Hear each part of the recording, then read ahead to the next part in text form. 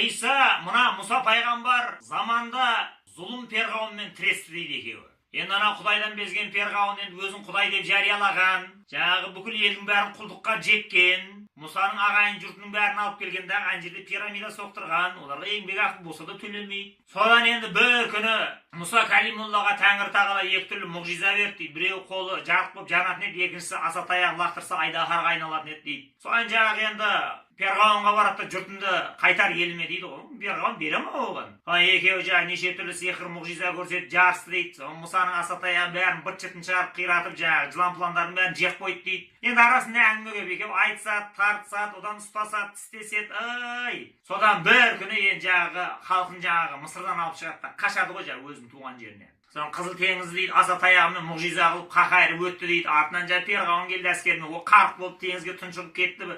Әскерінің бәрі ит балыққа айналып дейді. Содан аман есен келіп жаңағы туған жеріне туын тіккеннен кейін көңілі жайланды дейді Мұса пайғамбар. Содан бір күні отырып бір қиялдап армандайды екен жаңағы. Енді ол да адам ғой, енді көңіліне кешеді де бір енді әртүрлі ойлар. Мен осы өлгеннен кейін Құдай нәсіп қылса кімдермен көрші боламын? Енді оған дейін өткен жаңағы 124 мың пайғамбар бар, енді кілең пайғамбарлармен жаңағы жиналып алып бір ауылда бір осындай көрші қолаңдарының бәрі пайғамбарлар болады, солармен күні рухани сұхбат құрып отырамын деп армандаған ғой, көзіне елестеді. Содан бір күн дұға қылды дейді, жаратушы Тәңірім, періштегі көршілерімді көрсем бола ма деп айтты дейді. Құдай айтты, жарайды, көрсетейін мен саған. Содан Тәңір тағала құдіретіменен бұның көкірек көзін ашты дағы, ал қара енді деп айтты дейді.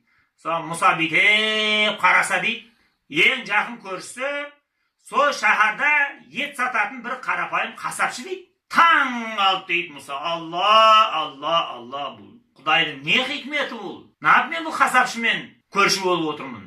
Не қылығы жақты?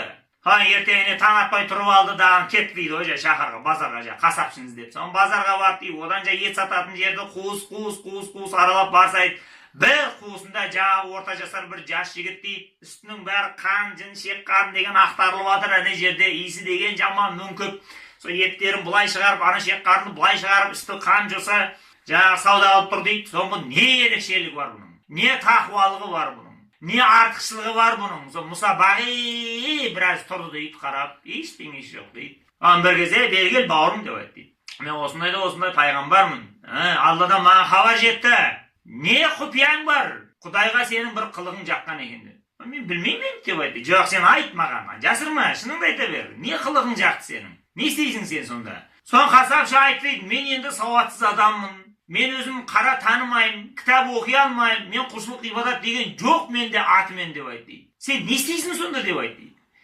Мен енді бар істейтінім үйімде қартайған қарт әке шешем бар. Күні келіп мына жерде сауда жасап біткеннен кейін мына еңбек ақыма мынандай бір сүйек саяғы жоқ қарттардың мына тісіне жұмсақ тиетін бір қызыл жұмсақ еттен алып қаламын. Соны үйіме алып барамын дағыны әке шешеме жақсылап отырып бір соларға бір асқазандарына жайлы келетін бір тамақ істеп берем. Солар тоймайынша, солар кешкі ас ауқатын ішпейінше, мен де тамақ ішпеймін. Солардың жағдайын жасап, содан кейін барып мен төсекте жатам деп айтты. Деп Мұса Калимулла. Тәңірі тағаланың хикметін сол кезде бар бірақ ұқты дейді. Ертеңіне бүкіл жұртының бәрін жинат дейді. Ей халқым, жұртым, егер өлгеннен кейін пейіште мәңгі бақи пайғамбарлармен көрші боламын десеңдер, қартайған ата-аналарыңды алақандарыңа салып бағыңдар.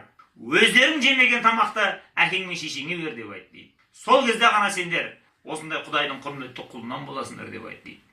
Әне содан бастап қартайған ата-анаңды бақ, пайғамбарлармен көрші боласың деген тәмсіл қалды дейді. Әрине енді бұл қиссаның аныққанын бір Құдай өзі біледі. Тек бұрынғылардан жеткен әңгіме сөйдейді. Тек мына отырған кейінгі ұрпақ, мына алдыңғы ағалар біздерге бір есті әңгіме айтып қалдырмады деп ренжімесін деп аз кем әңгіме шығарып отырмыз әне.